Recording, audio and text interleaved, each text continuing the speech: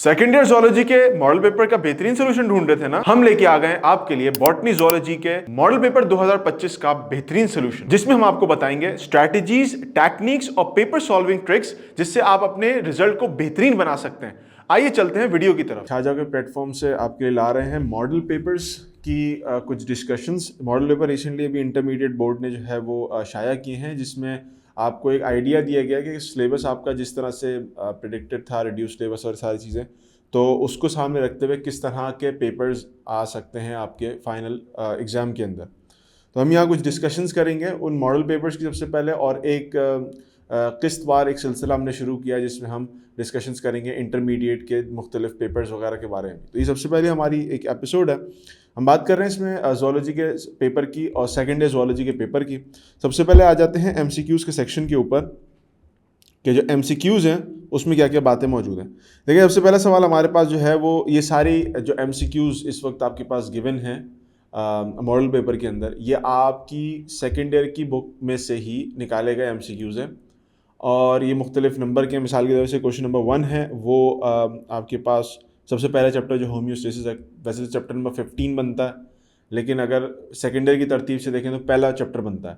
उसका ये चौथा सवाल है, बुक एक्सरसाइज का चौथा सवाल है, बुक एक्सरसाइज का चौथा सवाल है, और यही एग्जैक्टली लाइन आपकी थ्योरी यानी बुक के अंदर भी, कंटेंट के अंदर ही मौजूद है। कहते हैं renal cortex produces an important hormone necessary for the synthesis of RBCs.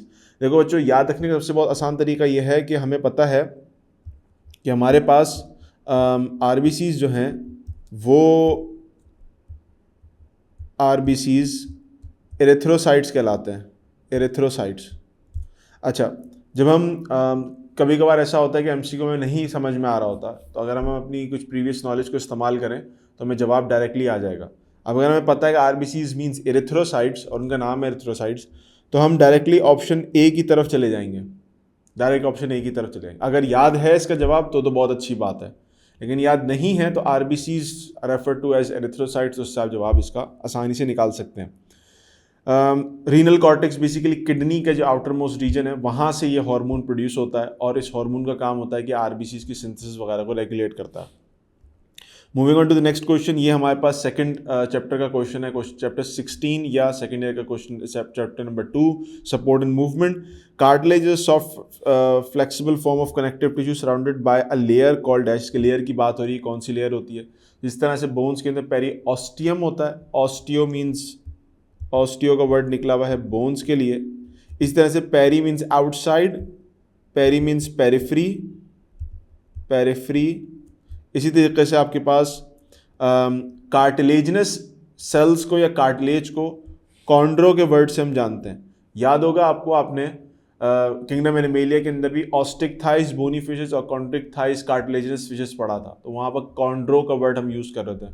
तो कॉन्ड्रो मीन्स कार्टिलेज। इसका मतलब यह है कि कार्टिलेज के पैराफ्री की किसी चीज़ की बात हो रही है। कार्टिलेज के पैराफ्री वाली चीज़ कौन सी है? वो आपके पास पेरिकॉन्ड्रियम। उसके बाद आते हैं क्वेश्चन नंबर 3 के ऊपर। Most of the neurons in human brains are. हमें पता है कि हमारे पास जो नर्वस सिस्टम है वो जो डिवाइडेड होता है 2 हिस्सों में। एक सेंट्रल नर्वस सिस्टम है जिसमें ब्रेन और स्पाइनल कॉर्ड आ जाता है, और एक हमारे पास मौजूद है पेरिफेरल नर्वस सिस्टम जिसमें सेंसरी सिस्टम और मोटर सिस्टम आ जाता है, सेंसरी सिस्टम और मोटर सिस्टम आ जाता है,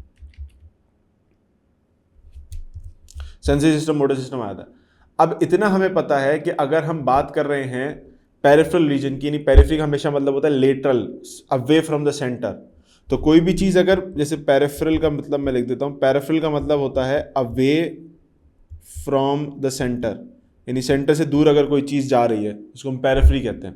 तो अगर हम पेरिफेरल रीजन की बात कर रहे हैं तो इसका मतलब है कि वहाँ पर मोटर न्यूरॉन्स और सेंसरी न्यूरॉन्स आ जाते हैं, वो तो पीएनएस से पता चल रहा है। तो इसका मतलब we are left with only one option which is central nervous system. Central nervous system forms your brain and spinal cord. अब मोटर न्यूरॉन और सेंसरी न्यूरॉन जब अलग हो गए तो एक ही टाइप का न्यूरॉन बच गया और वो है इंटरन्यूरॉन। तो ये आपके पास जवाब हो गया इंटरन्यूरॉन। तो brain part of central nervous system, peripheral nervous system comprise of sensory neurons and motor neurons, तो वो अलग अलग हो गए, एक ही टाइप का न्यूरॉन बच गया, वो इंटरन्यूरॉन था। एमसीक्यूज चाहे आप इंटर के सॉल्व कर रहे हो, चाहे आप एमडी कैट के सॉल्व कर रहे हो, चाहे आप ई कैट के सॉल्व कर रहे हो, उसका सबसे एक बुनियादी उसूल ये होता है कि या तो आपको एक चीज़ याद हो, सवाल का जवाब आया, याद था, जवाब दे दिया। समटाइम ऐसा होता है कि सवाल का जवाब याद एग्जैक्टली नहीं होता, तो आप क्या करते हैं, आप कुछ कॉग्निटिव स्किल्स यूज़ करते हैं, जो छोटी बहुत चीज़ें आपने याद की भी होती हैं, समझी भी होती हैं, उस मेन टॉपिक से हट के उस इंफॉर्मेशन को इस्तेमाल करके एक लिंक बनाते हैं। जैसे हमने यहाँ लिंक बनाया, हमने कहा कि ये इंटरन्यूरॉन्स, मोटर न्यूरॉन्स और सेंसरी न्यूरॉन, 3 टाइप के न्यूरॉन्स होते हैं। पेरिफेरल नर्वस सिस्टम में मोटर और सेंसरी होते हैं। Peripheral nervous system away from the centre होता है। सेंटर में कौन सा सिस्टम है, ब्रेन स्पाइनल कॉर्ड। इसका मतलब है एक ही टाइप का न्यूरॉन बच गया, जो सेंटर में मौजूद होगा वो इंटरन्यूरॉन होंगे। इस तरह से आप चीज़ें यूज़ करते हैं अगर आपको एग्जैक्टली इंफॉर्मेशन या उस चीज़ के बारे में पता नहीं होता। चौथे सवाल की तरफ आते हैं, कहते हैं this hormone exerts antagonist action to parathyroid hormone. हमारे जो थायराइड हार्मोन है, थायराइड ग्लैंड जो है वो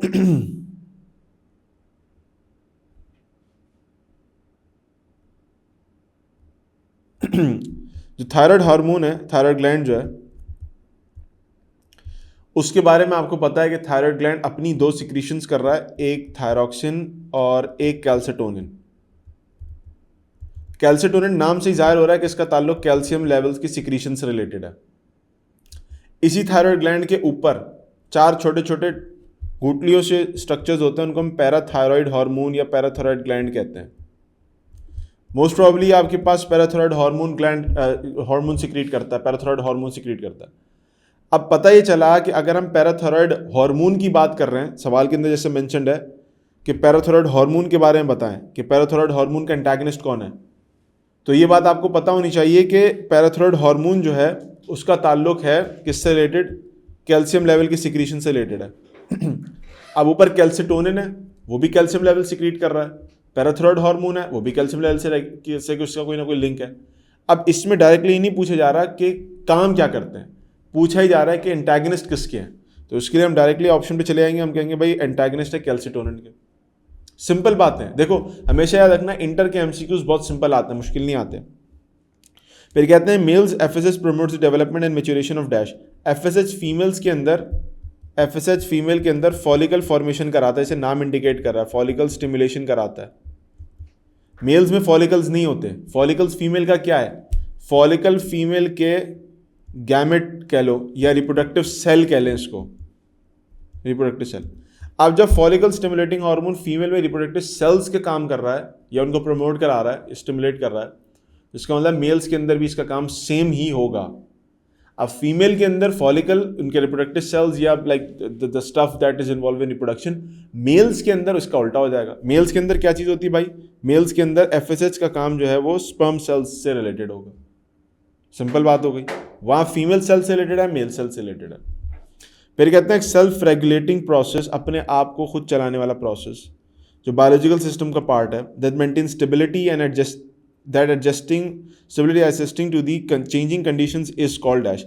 आपके अतराफ में आपके अंदर कुछ माहौल की तब्दीली आ रही है, उस बायोलॉजिकल सिस्टम के अंदर तरतीब को लेके आना और उसके अंदर रेगुलेशंस रखना, या इन शॉर्ट उसके अंदर एक तवाज़ुन बरपा रखना या बरकरार रखना, ये बेसिकली क्या कहलाता है। ये हमारे पास पहले चैप्टर की शुरू की कुछ पैराग्राफ की पहली चंद एक लाइनों में से एक लाइन है जो कि एमसीक्यू भी है।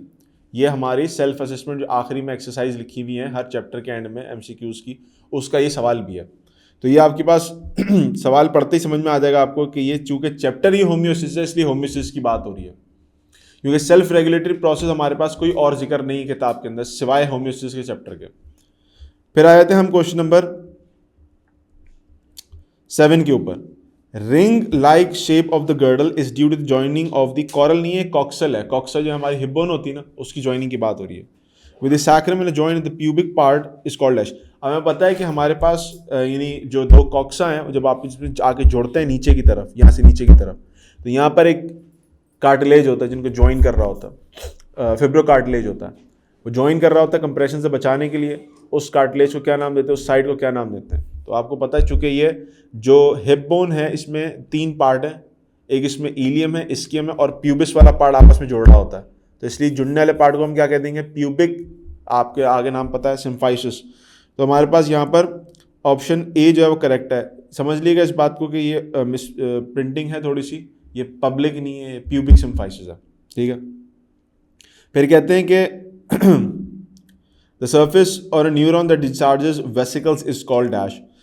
न्यूरॉन की सर्फेस के ऊपर जो जगह बनी हुई है जहाँ से वेसिकल्स डिस्चार्ज होते हैं उसको हम क्या कहते हैं? देखिए न्यूरॉन होता है ना, ये न्यूरॉन है, या आपके पास न्यूरॉन की आपने इस तरह की एक टेक्स्ट बुक तस्वीर देखी होगी, बड़ी मशहूर है। हम कहते हैं कि नर्व इम्पल्स यहाँ से ट्रैवल करता हुआ आ रहा है, वेसिकल्स होते हैं जो यहाँ आके फ्यूज़ हो जाते हैं, और वेसिकल से फिर कुछ मॉलिक्यूल सिक्रीट होते हैं तो नर्व इम्पल्स नीचे मूव करता है। वेसिकल सिक्रीट हो रहे हैं गैप से पहले वाले हिस्से से।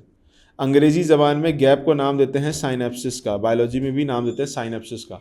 साइनेप्सिस के ऊपर का हिस्सा बिफोर दी साइनेप्स उसको हम नाम दे देंगे प्री साइनेप्टिक।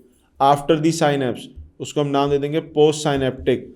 तो साइनेप्स यानी गैप के ऊपर वाले हिस्से से चीज़ें नीचे आ रही हैं, कहाँ पर? गैप के नीचे वाले हिस्से पे, तो उसको हमने पोस्ट साइनेप्टिक सरफेस का नाम दे दिया।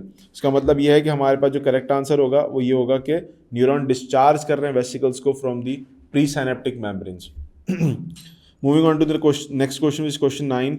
इफ द एड्रिनल कॉर्टेक्स को अगर हम लोग रिमूव कर दें, हटा दिए किसी वजह से, चलो कोई बात नहीं, which group of hormones would be most affected? कौन से हार्मोन सबसे ज़्यादा अफेक्टेड होंगे? अब इसके लिए आपने करना क्या है, आपने जाना है एड्रिनल कॉर्टेक्स के टॉपिक के ऊपर। और एड्रिनल कॉर्टेक्स के टॉपिक के ऊपर जब हम जाते हैं तो हम ये कहते हैं यार एड्रिनल कॉर्टेक्स जो है ना, उस टॉपिक के अंदर हमारे पास हमें एड्रिनल ग्लैंड के अंदर दो हिस्से मिल जाते हैं।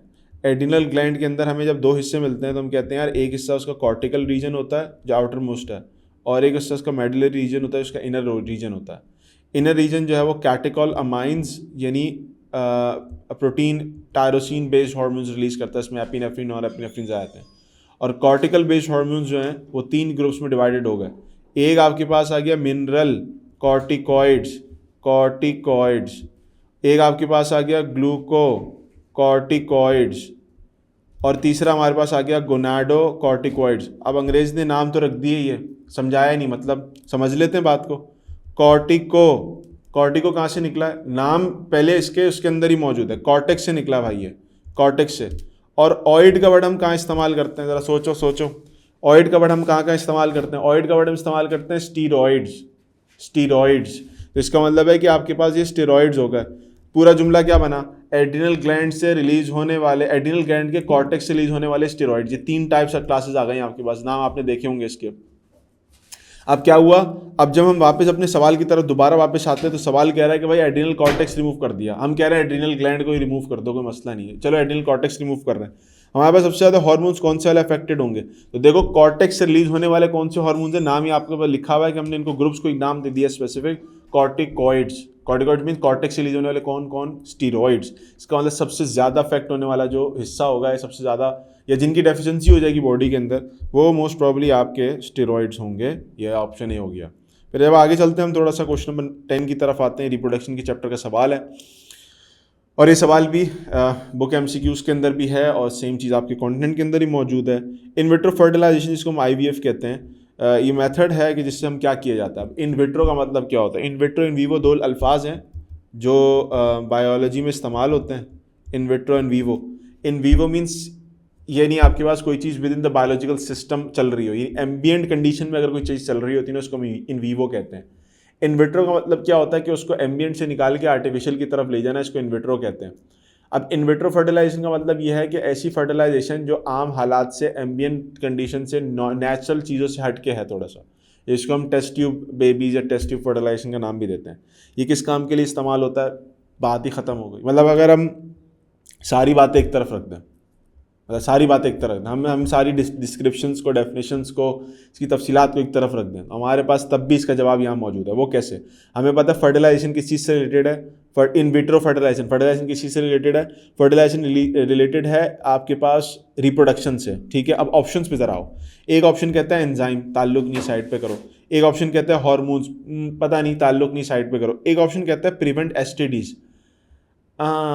ओके। और STDs को प्रिवेंट करने के लिए हम कॉन्ट्रासेप्टिव्स यूज़ कर सकते हैं, क्योंकि जिससे आपके पास रिप्रोडक्शन का बनने का चांस या इस तरह की कोई चीज़ें, डायरेक्ट कॉन्टैक्ट होने का चांस बच सके।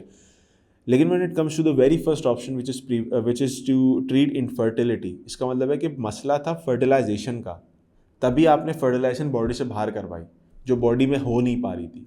Sometimes you just never have to go into the details कि वहाँ पर क्या हो रहा होगा, चाहे XYZ क्या कहानी चल रही है, आप सिर्फ ऑप्शंस देखेंगे आपको कहानी समझ में आ जाएगी। ऑप्शन ए हो गया। फिर कहते हैं inflammation in kidneys due to irritation of kidney stone is known as that. Irritation of kidney stone, stone का वर्ड जब इस्तेमाल होगा तो बायोलॉजिकली इसका मतलब होता है लीथो। हमारी ज़मीन है ना, ज़मीन जिसमें हम बैठे हैं इसको लीथोस्फेयर कहते हैं, ज़मीन पथरीली जगह को, तो स्टोन से वर्ड निकला हुआ है लीथो। और उसके बाद अगर हम किडनी की बात करें तो किडनी के लिए या तो लफ्ज़ इस्तेमाल होगा रीनल या लफ्ज़ इस्तेमाल होगा नेफ्रॉन से रिलेटेड कोई। अब हम नीचे ऑप्शंस में आके देखें तो हमारे पास कई सारे लफ्ज़ इस्तेमाल हुए हैं जिनका कोई ताल्लुक ना तो लीथो से है ना ताल्लुक रीनल या फिर नेफ्रो से है। अब हम नीचे देखते हैं तो हमारे पास यहाँ लिखा हुआ आ गया लीथोनेफ्राइटिस, ऑप्शन करेक्ट हो गया। नहीं याद भी नहीं करके जाओगे ना समटाइम्स, तो MCQ ऐसे ही निकल जाते हैं, लेकिन मैं ये नहीं कह रहा कि नहीं याद करके जाओ। फिर कहते हैं क्वेश्चन नंबर 12 के अंदर antagonist muscle is relaxed by the other side opposite to the antagonist muscle is dash. Antagonist muscle क्या हुआ, मिसाल के तौर पे आपके पास एक मसल रिलैक्स्ड है, लेट्स से वो नीचे वाला, तो ऊपर वाला कॉन्ट्रैक्ट होगा, ऊपर वाला कॉन्ट्रैक्ट होगा, नीचे वाला रिलैक्स होगा, कहानी वही चलती रहेगी। तो इसका मतलब है कि अगर एक रिलैक्स्ड है तो दूसरा ऑटोमेटिकली कॉन्ट्रैक्ट हुआ होगा। Inhibitory post synaptic potential occurs in a membrane made more permeable to dash। अगर आपके पास इनहिबिटरी पोस्ट साइनेप्टिक पोटेंशियल है, अभी मैंने पोस्ट साइनेप्टिक का स्ट्रक्चर की बात की थी, और उसके अंदर आप याद रखें कि हमारे पास यानी लेट सपोज मेरे पास यहाँ एक न्यूरॉन है और यहाँ एक दूसरा न्यूरॉन है। अब मैं कह रहा हूँ कि मेरे पास इन्फॉर्मेशन यहाँ से यहाँ जानी है, ठीक है, लेकिन मेरे चाह ये रहा हूँ कि नीचे का जो न्यूरॉन है, फॉर एग्जांपल ये A हो गया, ये B हो गया, B न्यूरॉन अंदर से नेगेटिव हो जाए। नेगेटिव होगा तो आपके पास साइनेप्सिस नहीं होगी, इनहिबिशन हो जाएगी साइनेप्सिस की। साइनेप्सिस से जो भी चीज़ एंटर हो रही है वो इनहिबिशन कॉज करेगी। अब इनहिबिशन के दो तरीके हैं, आपको पहले ही पता होना चाहिए कि एक्शन पोटेंशियल जनरेट किसकी वजह से होता है। एक्शन जनरेट होता है जब आपका सेल इंटीरियर से यानी उसकी मेम्ब्रेन जो है अंदर से पॉजिटिवली चार्ज हो जाती है।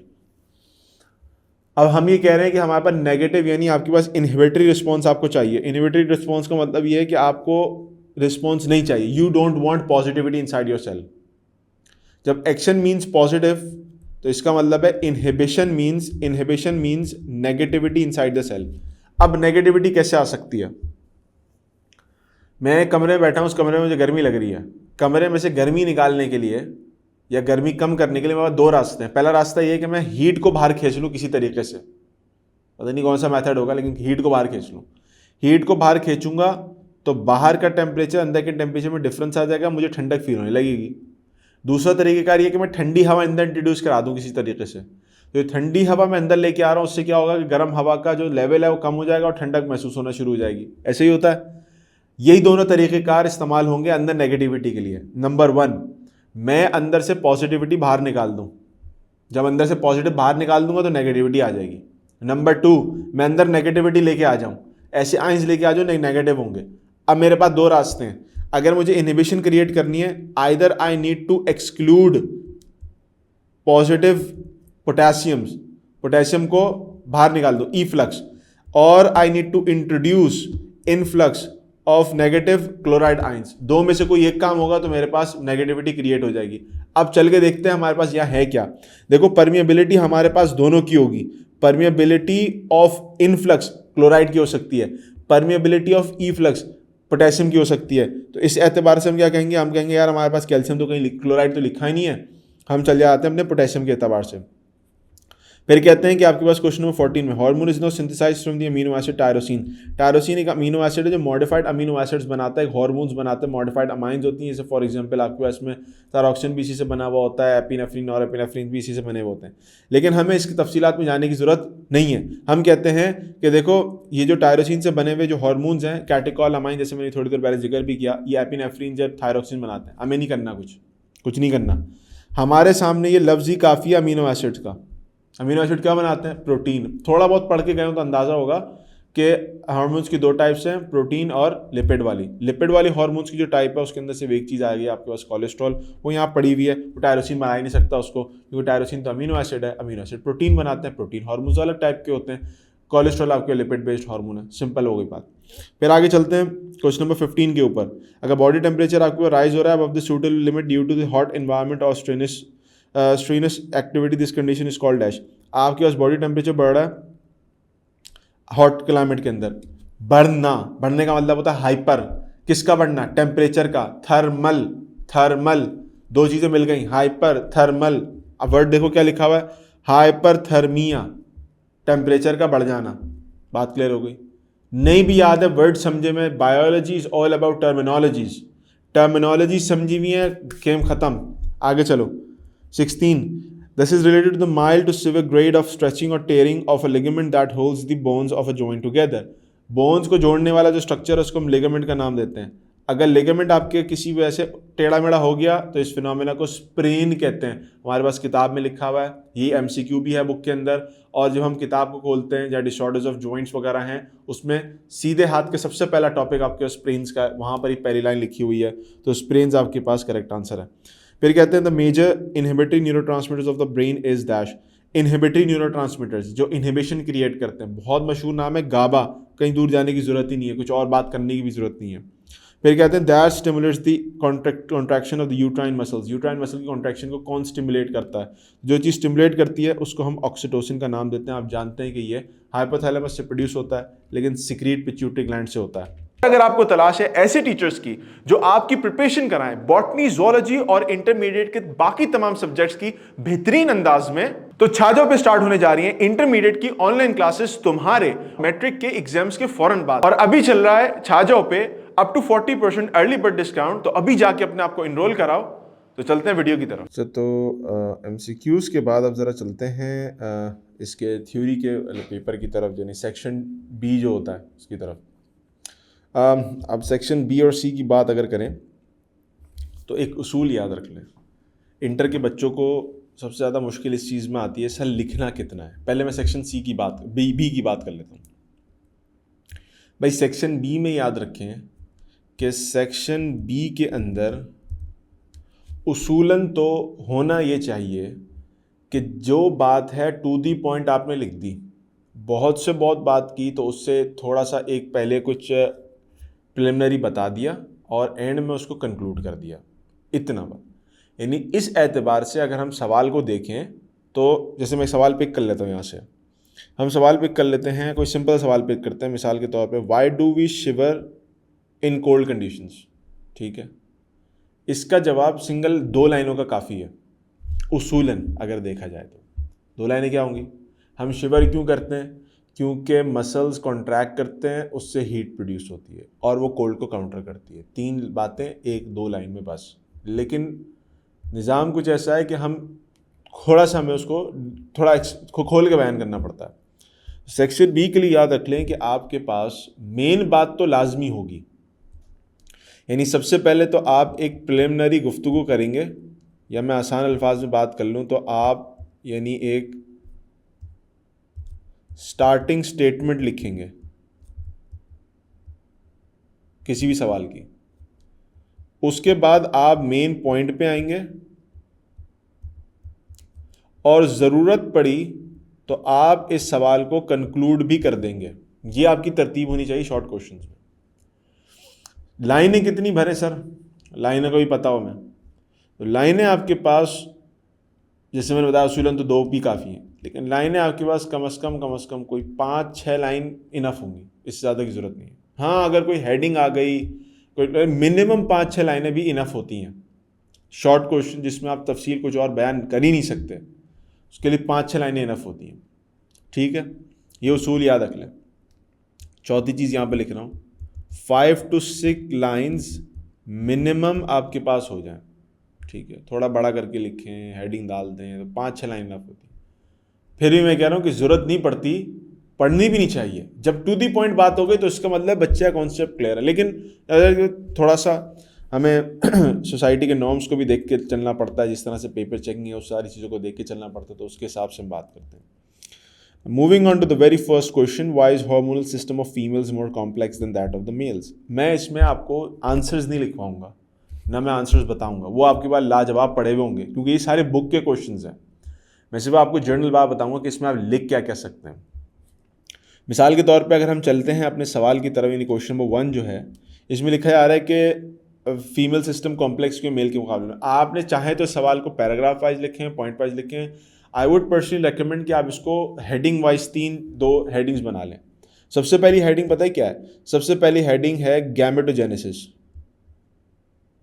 गैमेटोजेनेसिस, मेल्स के अंदर सिर्फ गैमेटोजेनेसिस होता है, फीमेल में गैमेटोजेनेसिस भी है और भी बहुत कुछ है। तो फीमेल्स में सबसे पहले आप हेडिंग लिख देंगे गैमेटोजेनेसिस की, और उसमें आप डिफाइन कर देंगे कि फीमेल्स के अंदर फॉलिकल फॉर्मेशन होती है, उसमें उसका एक्सेल बनता है, उसमें ये होता है तो उसमें ये हार्मोन्स रिक्वायर्ड हैं। कौन कौन से हार्मोन्स रिक्वायर्ड हैं? गैमेटोजेनेसिस के बाद जो हम हार्मोन्स रिक्वायरमेंट की बात करते हैं वो हम कहते हैं कि इसमें एफएसएच की रिक्वायरमेंट है, और इसमें इसी गैमेटोजेनेसिस के साथ साथ ईस्ट्रोजन की रिक्वायरमेंट भी आती है। ये दो हार्मोन्स हैं, इस्तेमाल हो रहे हैं। एफएसएच स्टिमुलेट कर रहा है फॉलिकल्स को, फॉलिकल से प्रोड्यूस हो रहा है ईस्ट्रोजन, और ईस्ट्रोजन से बाकी सारे काम चल रहे हैं। ये पहली हेडिंग हो गई। दूसरी हेडिंग जो आपके पास की होगी ना, वो ये होगी कि आपके पास यहां पर आ जाएगी इम्प्लांटेशन। इम्प्लांटेशन, इम्प्लांटेशन का मतलब क्या है? इम्प्लांटेशन का मतलब ये है कि इम्प्लांट करने के लिए आपको स्पेसिफिक हार्मोन्स चाहिए जो कि एंडोमेट्रियम वगैरह बनाएंगे। तो ये बात हो रही है आपकी अब यूट्रस की। तो यहाँ पर आप इस्तेमाल करेंगे ईस्ट्रोजन की कहानी को, और उसके साथ साथ जिक्र करेंगे प्रोजेस्टेरॉन को भी।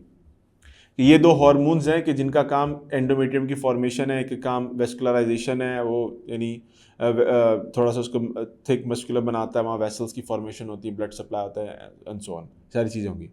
तीसरी हेडिंग अगर आप यहाँ लिखेंगे तो sustenance, sustenance of the foetus as well as the new born, दोनों चीज़ें आ जाएंगी, यानी प्रीनेटल एंड पोस्टनेटल दोनों कंडीशंस आ जाएंगी कि पैदाइश से पहले भी सस्टेन करना है उसको, फीटस को, पैदाइश के बाद जो बॉर्न हुआ है उसको भी सस्टेन करना है। यहाँ पर आपके पास जो चीज़ इस्तेमाल होगी वो आपके पास इस्तेमाल हो रही होगी वो आपके पास यूज़ हो रही है। इसको मैं नीचे लिख देता हूँ क्योंकि मेरा सर आ जाएगा, तो जब मेरा सर आएगा तो कुछ नज़र नहीं आएगा। सस्टेनेंस के अंदर आप यहाँ पर जिक्र करेंगे प्रोजेस्टेरॉन का, ये प्रोजेस्टेरॉन की वजह से सिक्रीटरी फेज आता है, सिक्रीशन स्टार्ट होती है। आप यहाँ पर साथ ही साथ जिक्र कर देंगे थोड़ा सा प्रोलैक्टिन का भी, क्योंकि वो प्रोलैक्टिन जो है वो मिल्क प्रोडक्शन करता है। आप यहाँ जिक्र कर देंगे ऑक्सीटोसिन का भी, क्योंकि ऑक्सीटोसिन मिल्क सिक्रीशन में भी रोल प्ले करेगा, और at the time of delivery वो यूट्राइन कॉन्ट्रैक्शन का भी काम करेगा। आप हार्मोन्स का सिस्टम बनाते जाएंगे विथ रिस्पेक्ट टू द जो मेन काम है उनके हिसाब से, ठीक है। तो इस तरह से आपका एक सवाल बड़ा अच्छा तरीके से वेल राउंडेड हो जाता है। उसके बाद अगर हम आगे चलते हैं तो हम बात करते हैं why do animals excrete different type of waste materials या वेस्ट कंपाउंड्स। तो इसमें याद रखें कि हमारे पास जो सिक्रीशन से रिलेटेड बातें हैं उसमें सबसे पहली जो चीज़ हम यहाँ पर मेंशन कर देते हैं वही मेंशन करते हैं कि एक्सक्रीशन से रिलेटेड दो चीज़ें बहुत अहम हैं, एक डाइट ऑफ द ऑर्गेनिज्म, और दूसरा आपके पास जो है वो उसकी वाटर अवेलेबिलिटी। वाटर अवेलेबिलिटी, ये दो मैटर्स इंपॉर्टेंट हैं। डाइट में ये होता है कि ज़ाहिर सी बात है जिन ऑर्गेनिजम्स में प्रोटीन रिच डाइट कम होती है उनमें यूरिया की प्रोडक्शन भी कम होगी, जैसे फॉर एग्जांपल हर्बीवोर्स हैं। इस तरह से वाटर अवेलेबिलिटी की बात करेंगे तो वो तमाम ऑर्गेनिजम्स के जो कि प्रेफर करते हैं कि पानी में अगर फॉर एग्जांपल रह रहे हैं फिशेज़ हैं तो अमोनिया प्रोड्यूस कर रहे होते हैं। हम अगर अपनी बात करते हैं तो यूरिक एसिड और यूरिया प्रोड्यूस कर रहे होते हैं। तो ये दो पॉइंट्स आप लिखेंगे, चूंकि दो ये मेन रीजंस हैं एनिमल्स के अंदर, इसी वजह से उनमें वैरायटी ऑफ सिक्रीशंस होती हैं, ठीक है। फिर हम आ जाते हैं अपने पास तीसरे सवाल की तरफ, why do skeletal muscles experience fatigue after intense exercise. वैसे तो सवाल बहुत छोटा है, इस सवाल का जवाब बहुत छोटा है, लेकिन आप इसमें करेंगे क्या? इसमें आप सिंपल सा एक काम करेंगे, आप इसमें सबसे पहले लिखेंगे कि आप पहले इंट्रोडक्शन देंगे। किस चीज़ का इंट्रोडक्शन? आप लिखेंगे कि हमारे पास एनर्जी आती कहाँ से है। तो आप इसमें माइटोकॉन्ड्रिया का जिक्र करेंगे। आप माइटोकॉन्ड्रिया के जिक्र के साथ इसमें बताएंगे कि वहाँ सेलुलर रेस्पिरेशन होती है, तो इसमें आप बात कर देंगे माइटोकॉन्ड्रिया की। आप इसमें बात कर देंगे प्लस ऑक्सीजन की अवेलेबिलिटी की। ये दो चीज़ें इन्वॉल्व होती हैं जिससे सेलुलर रेस्पिरेशन होती है, और अल्टीमेटली हमें एटीपी एनएडीएच मिल जाता है। ये बेसिक इंट्रोडक्शन है, बैकग्राउंड है। इंट्रोडक्शन हेडिंग डालना चाहे तो डालने, वरना सिंगल पैराग्राफ में हो जाएगी। उसके बाद मेन पॉइंट पे आ जाएं। मेन पॉइंट क्या है आपके पास कि एक्सटेंसिव एक्सरसाइज के बाद आपका स्केलेटल मसल फटीग क्यों हो जाता है। तो आप उसके लिए लिखेंगे एक्सटेंसिव एक्सरसाइज का असल में इशू क्या है। तो इंटेंसिव एक्सरसाइज हो गई आपके पास। इंटेंस एक्सरसाइज का जो इशू है इंटेंस एक्सरसाइज का, उसका सबसे पहले आपने इशू एड्रेस करना है कि उसमें लैक ऑफ ऑक्सीजन होती है। तो इसमें ऑक्सीजन की अवेलेबिलिटी की बात करेंगे। लैक ऑफ ऑक्सीजन की वजह से हम ये कहते हैं कि मसल सही से काम नहीं कर पाते, तो आपके पास वहाँ जमा होना शुरू होता है। एक्यूमुलेशन की बात करेंगे आप, accumulation of lactic acid, of lactate, और इस लैक्टेट की फिर आप बात कर लेंगे। फाइनली आप कंक्लूडिंग रिमार्क्स दे देंगे, कंक्लूड कर देंगे बेसिकली किस बात पे कि ऑक्सीजन की अवेलेबिलिटी होती है तो ऑक्सीजन फिर इससे को रिमूव कर दिए तो ऑक्सीजन डेप्थ वाली बात हो जाएगी। मैक्सिमम 5 से 6 लाइनों में आ जाएगा अगर सिर्फ पैराग्राफ की फॉर्म में लिखेंगे, और अगर हेडिंग वाइज डालेंगे तो ये कहानी थोड़ी सी और लंबी हो जाएगी।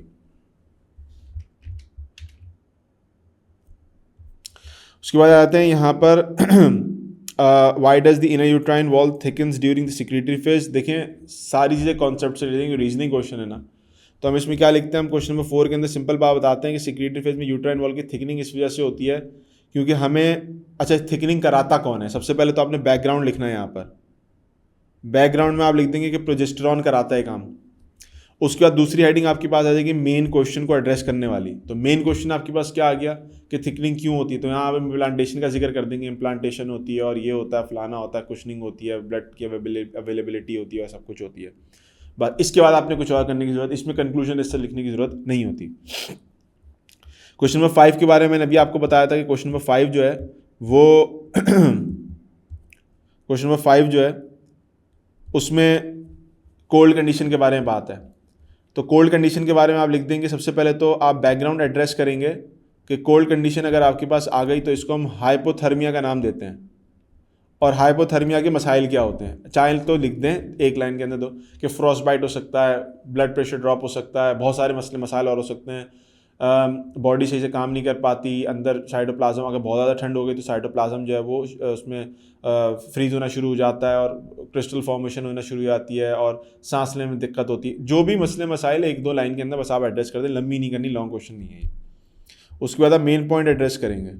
तो मेन पॉइंट एड्रेस करते हुए आप कोल्ड की शिवरिंग का क्यों बताएंगे, क्योंकि आप बोलेंगे कि हमारे पास थर्मो रेगुलेशन का एक मेथड है कि जिसमें फिजिकली बॉडी क्या कर रही है, मसल्स की रैपिड कॉन्ट्रैक्शन कराती है, इससे हीट प्रोडक्शन होती है। Heat production is the main topic जो हम यहाँ डिस्कस कर रहे होते हैं। ठीक होगी, इसके अलावा हमें कुछ और डिस्कस करने की जरूरत नहीं है। उसके बाद हम आगे चलते हैं तो क्रॉस बेस फॉर्मेशन की बात आ जाती है क्वेश्चन नंबर 6 के अंदर कि क्रॉस बेस फॉर्मेशन क्यों होती है, उसके लिए कैल्शियम की रिक्वायरमेंट क्या है। तो कैल्शियम के बारे में आप बताएंगे कि कैल्शियम, सबसे पहले तो आप बताएंगे कि न्यूरोमस्कुलर जंक्शन से, बैकग्राउंड फिर दोबारा आ गया कि न्यूरोमस्कुलर जंक्शन आपके पास फॉर्म हुए होते हैं, न्यूरोमस्कुलर जंक्शन से सोडियम आयंस का इन्फ्लक्स होता है और sodium ions along the membrane travel करते हैं और ट्रेवल करके जाते हैं आपके पास, यहाँ पर आप टी टिब्यूल्स का भी जिक्र करना चाहें तो टी टिब्यूल्स का भी जिक्र कर दें। उसके बाद आप बैकग्राउंड के अंदर भी जिक्र करेंगे सार्कोप्लाज्मिक रेटिकुलम का, सार्कोप्लाज्मिक रेटिकुलम का, और सार्कोप्लाज्मिक रेटिकुलम के बाद आप जिक्र करेंगे कैल्शियम आयंस के सिक्रीशन का। उसके बाद अपने असल मसले की तरफ आएंगे जो मेन पॉइंट है आपके पास कि कैल्शियम आयन की ज़रूरत क्यों होती है। तो आप कहेंगे कैल्शियम आयन जो है इसका ताल्लुक जो है वो ट्रोपोनिन से है, ट्रोपोनिन से है। ट्रोपोनिन ट्रोपोमायोसिन रिमूव हो जाते हैं और एक्टिन को क्रॉस ब्रिज फॉर्मेशन में हेल्प मिल जाती है। फिर एंड में कंक्लूड क्या करेंगे आप कंक्लूड करेंगे कि कैल्शियम आयन जो है they are responsible for regulation of muscle contraction, muscle contraction की रेगुलेशन को देख रहे होते हैं कैल्शियम आयन। ये आपने कंक्लूड कर दिया। ये मैं आपको सिर्फ ड्राफ्ट दे रहा हूँ, ये मैं आपको सिर्फ जर्नल बातें बता रहा हूँ कि you can plot your answers using these schemes और स्टफ लाइक दैट। यानी एग्जैक्टली इसको भी फॉलो करने कोई इशू नहीं है, इस तरह की बातों को भी फॉलो किया जा सकता है। उसके बाद हमारे पास सवाल आया था कि why interneurons are called association neurons. इसमें भी आपको बहुत लंबी करने की जरूरत कर नहीं सकते आप इसमें लंबी बातें, तो आप सिंपली बताएंगे एसोसिएशन मीन्स कि यहाँ पर दो न्यूरॉन्स का या दो सिस्टम्स का आपस में ताल्लुक पैदा करना है। Association between 2 different systems, sensory system along with motor system, उसके दरमियान में एक इंटरमीडिएट सिस्टम होता है, तो इसका काम है। फिर आप थोड़ा सा इंटरन्यूरॉन्स का जिक्र कर देंगे कि वो करते क्या है, कहाँ पाए जाते हैं, जनरल ये बातें और कुछ नहीं है। ठीक है। Why is the posterior pituitary refer to as neurohypophysis. Neurohypophysis को क्यों कहते हैं, तो भाई इस बात को अच्छे से समझ लीजिए कि न्यूरोहाइपोफाइसिस नाम से इंडिकेशन हो रही है कि हाइपोफाइसिस का वर्ड तो आप इस्तेमाल करते हो पिट्यूटरी के लिए, और न्यूरो का वर्ड इस्तेमाल कर रहे हो आप न्यूरोसिक्रेटरी सेल्स के लिए। न्यूरोसिक्रेटरी सेल्स पिट्यूटरी में तो होते नहीं है, तो फिर ये किसके न्यूरोसिक्रेटरी सेल्स हैं, हाइपोथैलेमस के हैं। तो यहाँ भी बात जिक्र करेंगे कि हाइपोथैलेमस की जो न्यूरोसिक्रेटरी सेल्स हैं उनकी जो टर्मिनल ब्रांचेज हैं वो पिट्यूटरी के पोस्टीरियर लोब में जाके एंड हो रही होती है और वहाँ से सिक्रीशन हो रही होती है एडीएच की और ऑक्सीटोसिन वगैरह की, हार्मोन्स की, और फिर वहाँ हार्मोन्स का जिक्र कर देंगे। तो जर्नली आप सिर्फ वर्ड के ऊपर बात करेंगे कि जो टर्मिनोलॉजी है, टर्मिनोलॉजी ये मैंने जिक्र कर दी ऊपर, hypo means this and neuro means this, और टर्मिनोलॉजी के बाद आप बैकग्राउंड जिक्र करोगे या मेन पॉइंट की बात कर लेंगे। मेन पॉइंट कर लेते हैं यहाँ पर कि आपके पास डायरेक्टली मेन पॉइंट आ जाता है कि मेन पॉइंट आपका क्या है कि न्यूरो हाइपोफाइसिस क्यों कह रहे हैं और वहाँ से क्या चीज़ नीचे निकल के आ रही है, और फिर अल्टीमेटली एंड में अगर आप चाहें तो हार्मोन्स का जिक्र कर देंगे, कौन से हार्मोन्स जो है यहाँ से सिक्रीट हो रहे होते हैं।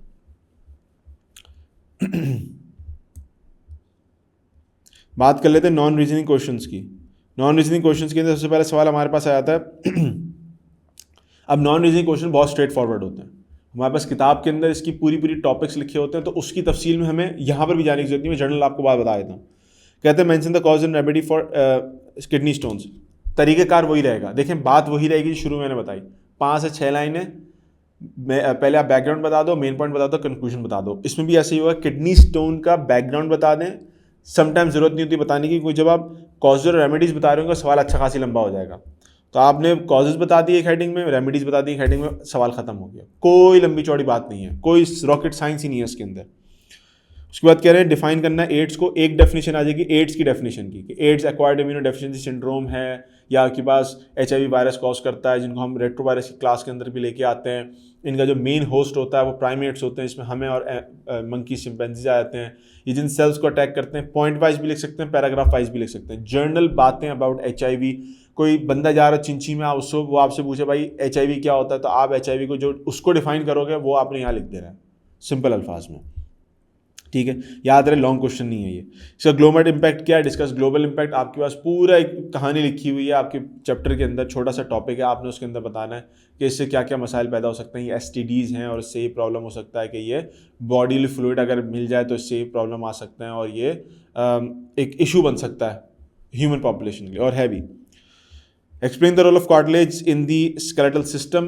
कार्टिलेज का रोल एक्सप्लेन करने के 2 तरीके कार हैं, इस सवाल को अच्छे समझ लें।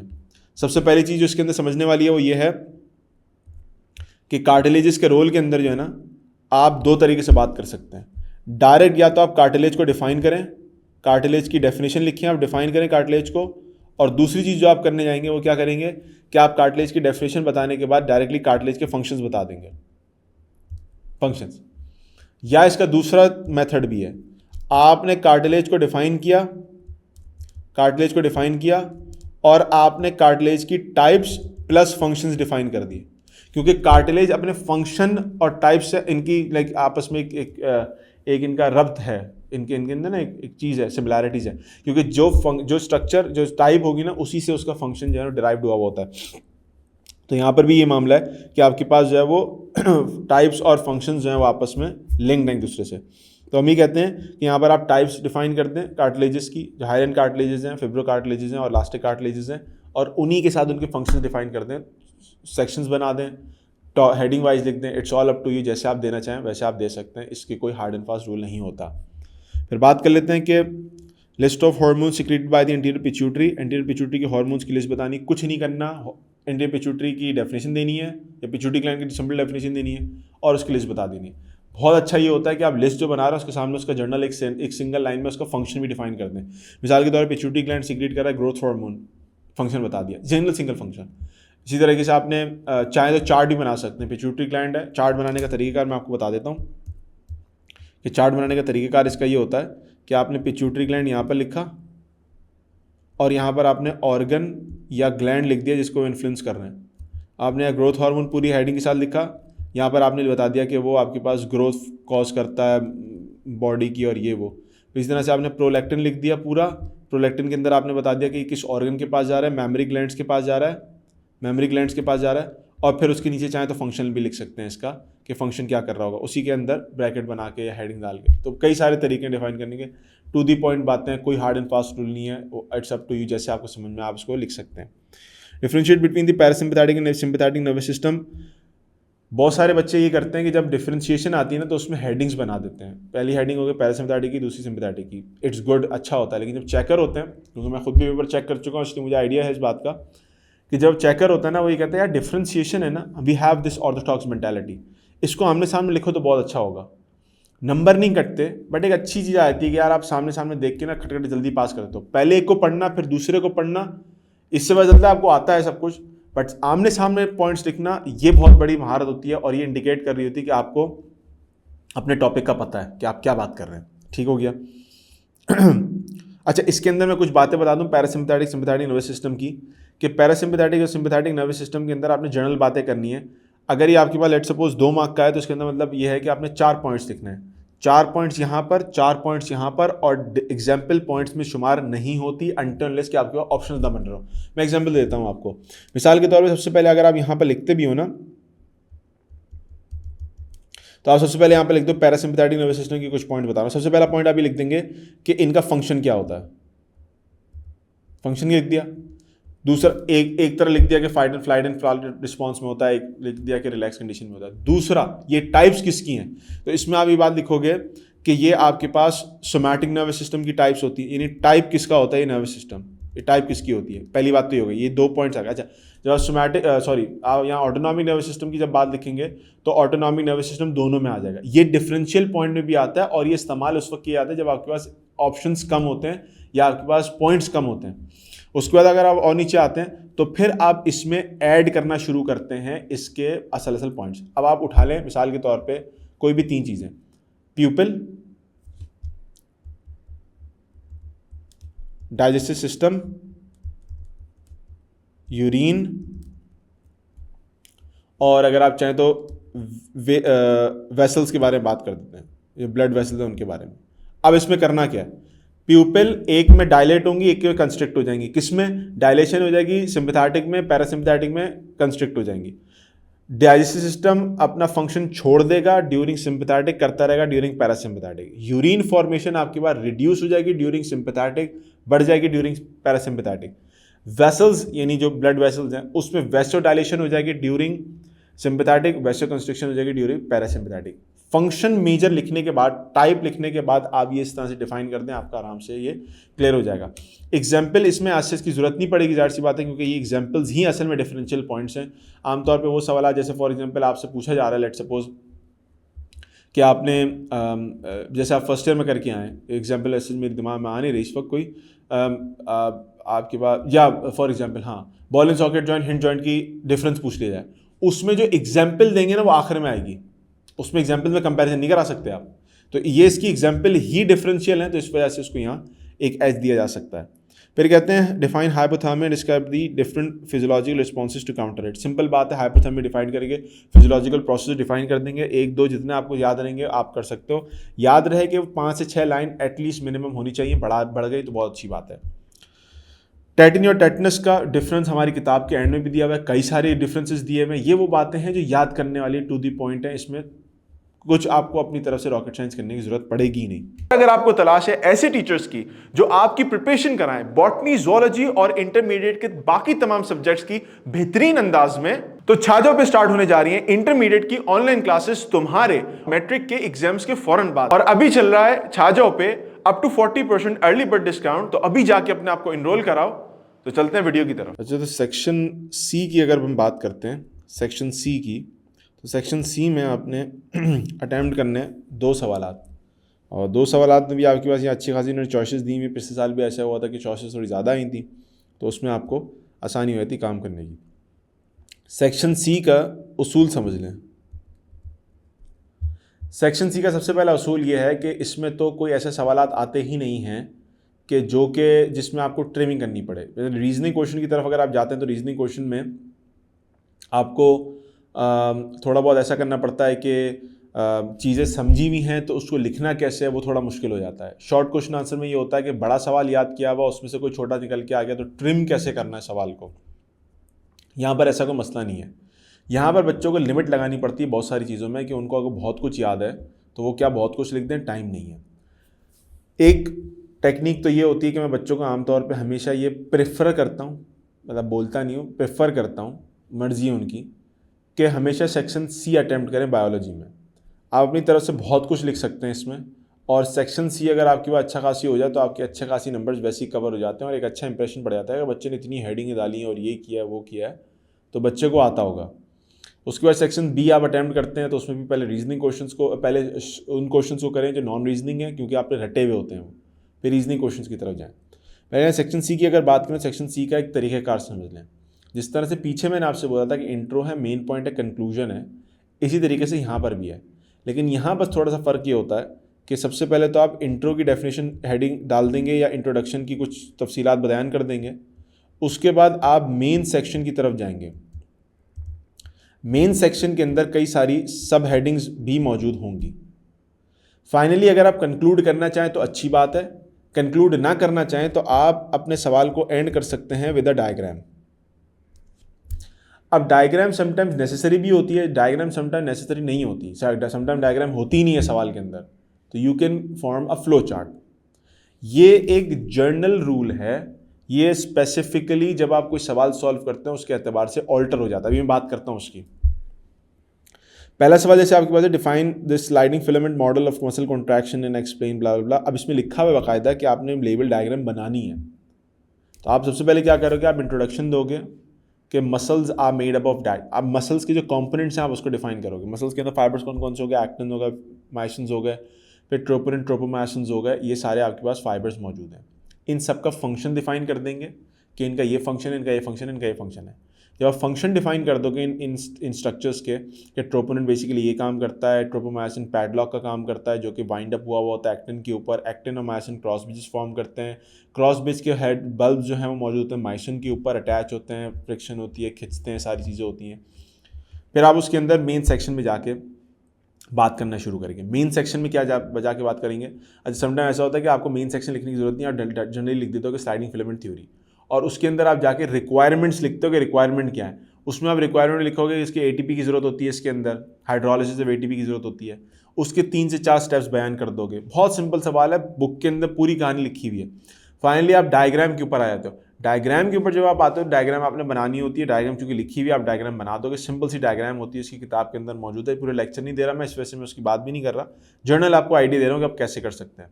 एक सबसे इंपॉर्टेंट चीज़ जो इसकी आ जाती है वो ये आती है कि इसमें लिखना कितना है। तो याद रखें कि पेजेस के हिसाब किताब रखें कि पेजेस जैसे हमारे पास होते हैं ना, मेरे पास पेज नहीं है, ये पेज है, इसके आगे पीछे का वह दूसरा पेज है, उसके आगे पीछे का, ये 4 समझ ले। इस तरह से 4 नहीं करने, एक आगे पीछे का और एक 3, यानी एटलीस्ट 3 पेजेस आपके पास फिल होने चाहिए, आगे पीछे का और फिर एक तीसरे पेज का आगे पीछे वाला नहीं। ये एटलीस्ट 3 पेज तो कम से कम मिनिमम लिमिट आपके पास इसकी होनी चाहिए। उसमें ढंग की बातें हों, फजूल बातें ना हो, तो आपके पास समझें कि आपने बेर मिनिमम कवर कर लिया। अब आप इसे थोड़ा सा आगे निकल जाते हैं, 3.5 पेज पे चले जाते हैं, 4 टोटल कर लेते हैं, चौथे 4.5 पेज हो जाता है, यानी आपने आधे पेज के ऊपर डायग्राम बना ली, तो it's all up to you, अच्छी बात है जितना आप खींचते चलें, लेकिन bare minimum is like 3 pages जिसमें आपकी कहानी बयान होनी चाहिए। ठीक हो गया, और हो जाती है इतनी। कई बार ऐसा होता है कि आप ये जैसे स्लाइडिंग फिलामेंट थ्योरी है, ये 2.5 पेज का सवाल है, यानी आपने एक पेज के ऊपर इसकी बेसिक बातें लिखी, फिर दूसरे के ऊपर बेसिक बातें लिखी, फिर आधी चली गई, तो 2.5 पेज भी चल जाएगा। तो 3 पेज या 2.5 पेज एटलीस्ट काम हो जाएगा। फिर हम बात करें vascular infection and degenerative diseases of central nervous system, heading wise डालनी है, सेंट्रल नर्वस सिस्टम की डिजीज बयान कर दी है, इसमें कोई हार्ड एंड फास्ट रूल नहीं है, इसमें कोई रॉकेट साइंस नहीं लगी हुई। Describe the function of kidney and explain the structure of human kidney with diagram. अब इसमें डायग्राम इन्होंने बता दिया आपको कि आपको डायग्राम बनानी है लाजमी, तो आप डायग्राम बनाएंगे। मैं बच्चों को रेकमेंड करता हूँ कि जो बच्चे डायग्राम नहीं बना सकते तो वो डायग्राम वाला क्वेश्चन अटैम्प्ट ना करें, क्योंकि डायग्राम अगर किसी सवाल के आगे लिखा हुआ है तो उसके नंबर होते हैं। अगर आपने सब कुछ सही लिखा है, डायग्राम से नहीं बने, आपके नंबर कट जाएंगे। ठीक हो गया।